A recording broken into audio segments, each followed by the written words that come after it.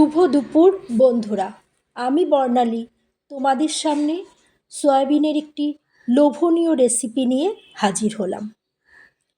এই সয়াবিনের রেসিপিটা করার জন্য আমি প্রথমে আদা এই 3-4 টুকরো আর রসুন দিয়ে দিলাম মিক্সি জারে। আর আমি আগেই সয়াবিনগুলোকে গরম জলে 1 ঘন্টা ভিজিয়ে রেখেছিলাম।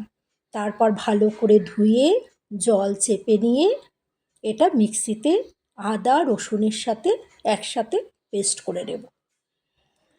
একসাথে পেস্ট করে নিয়ে হয়ে গেছে আমার পেস্ট করে নিয়ে এখানে আমি অ্যাড করব লবণ, হলুদ, জিরে গুঁড়ো, ধনে গুঁড়ো, লঙ্কা গুঁড়ো আর ময়দা। আর একটা কথা বলি, আমি ওটা ভিডিও করতে ভুলে গেছি, আর দিয়েছিলাম 2 চামচ আটা। আটা না দিলে এটা ভেঙে যায় বড়াগুলো করার সময়, ওই জন্য 2 চামচ আটা দেব। বেশি আটা দিলেও আবার শক্ত হয়ে যায়। দিয়ে এবার বড়াগুলোকে ভেজে নেব। বড়াগুলোকে আমি এবার 2-3 বারে ভেজেছি।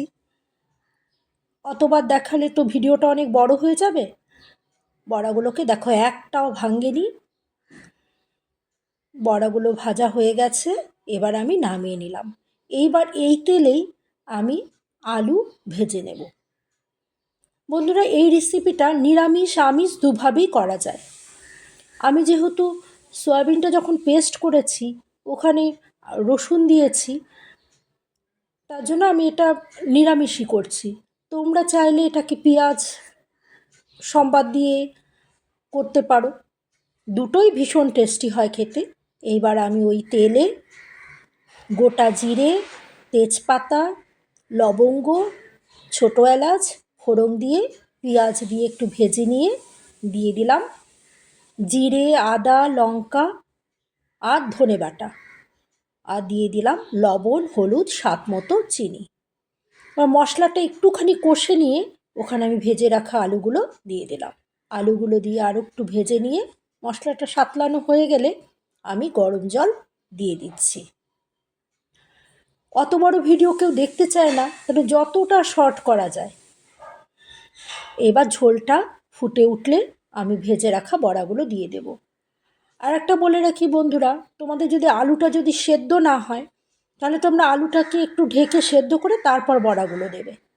বড়াগুলো দিয়ে 5 মিনিটের বেশি ফোটাবে না, তাহলে ভেঙে যাবে। আর বড়াগুলো দিয়ে ঢেকেও দেবে না, এভাবে 5 মিনিট ফুটবে। কেন বড়ার ভেতরে আমি তো আগেই লবণ, হলুদ সব কিছু দিয়েছি, তার জন্য কিছু ঢোকার দরকার নেই। এবার হয়ে গেছে, 5 মিনিট ফুটে গেছে। এবার নামানোর আগে আমি ঘি দিয়ে নামিয়ে নেব। একবার হলেও তোমরা ট্রাই করো, ভীষণ টেস্টি হয় সয়াবিনের এই লোভনীয় রেসিপি। ততক্ষণের জন্য